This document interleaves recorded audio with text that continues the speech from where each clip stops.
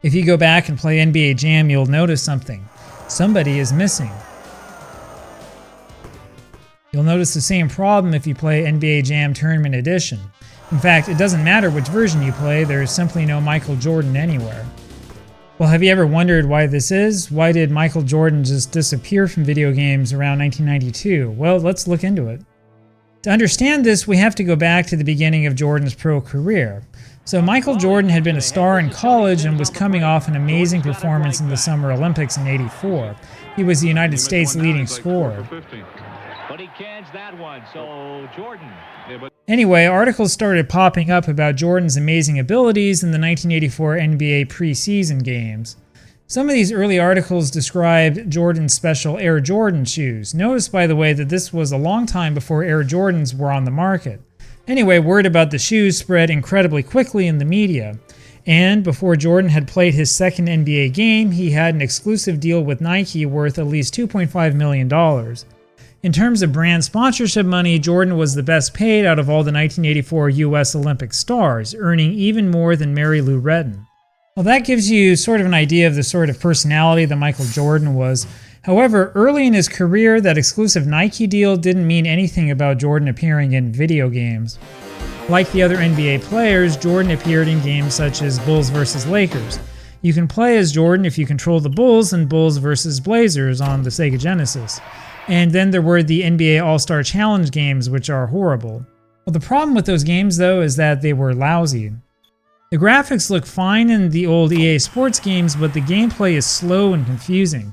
The nice thing is that the players are distinguishable. The bad thing is that everything else is awful. Going back and playing those games again reminds me of why we played so much Tecmo NBA basketball back in those days. I mean, the game had problems, sure, but at least it was playable. The original NES version of Tecmo NBA basketball has Michael Jordan as a playable character. As I said before, this isn't exactly a great game. However, if you want to play as Michael Jordan in an old contemporary game, this game is your best bet. Now, one thing you might not realize is that there are actually two variants of Tecmo NBA basketball on the NES, and of course there's a story behind this. After years of playing the endorsement game by the same rules as everyone else, Michael Jordan suddenly announced that the NBA Players Association could no longer use his name and likeness. Rumors at the time were that Nike convinced Jordan to make this move. The NBA had apparently been selling merchandise with Jordan's picture on it, which Nike was upset about. And this was kind of significant. Jordan's name and likeness was worth so much that he figured he was better off without going through the Players Association for these deals. And so, in 1991, the NBA sold an All-Star Weekend shirt that featured Jordan prominently placed in the middle of the stars. But for the 1992 shirt, Jordan was nowhere to be found. And unfortunately for the fans, the name and likeness control extended to video games. This is the less common version of Tecmo NBA basketball on the NES. Michael Jordan has been changed to Guard 99. Of course, you can tell who he is right away. He's the fastest player and has the best shooting percentage. Well, you can sometimes tell who he is. As I've said before, this game is a total mess. Now, the real interesting thing here is that the version without Jordan is the more rare version and commands a lot more money on the secondary market. You can tell by looking at the label, assuming that it's the original label, of course. If you look closely at this part down here, you'll see the game's identifier. The common version says NES BK USA, that's the one with Jordan. In contrast, this one says NES N7 USA, that's the one without Jordan. It's called N7 because that's the name of the chips that were used in the game if you open the game up. Compare that with the common version, which has the NES BK0 circuit board. I honestly don't know when this variation came out or what the full story is. I've seen rumors that the game was sold through 1993, and honestly, I believe it. I mean, I was there, and I remember that you could still buy a new NES as late as 1994, but it is interesting that the expensive version is actually the one without Michael Jordan. And so you can see this seller asking for $250 for a confirmed N7 variant of the cart. And here are two more expensive variants. This can cause some price confusion. For example, the cart in this auction is the common variant and the seller wants $50. That's a ridiculous price since you can get that variation of the cartridge in really nice condition for less than $10. Anyway, this can help explain the price fluctuations. Sure, the game might sell for about $650 if it's graded, but its scarcity really depends on the variation. And that makes things complicated, especially for sealed copies. I think this Rev A on the front means it's a revision of the original version, but I'm not sure. And it's hard to tell since there are so few copies of the N7 variation floating around. Anyway, Jordan dropping out of the normal video game world really hit hard. Tecmo Super NBA Basketball on the Genesis is better than the NES game, but Jordan is given a generic name. The same is true of the Super NES version.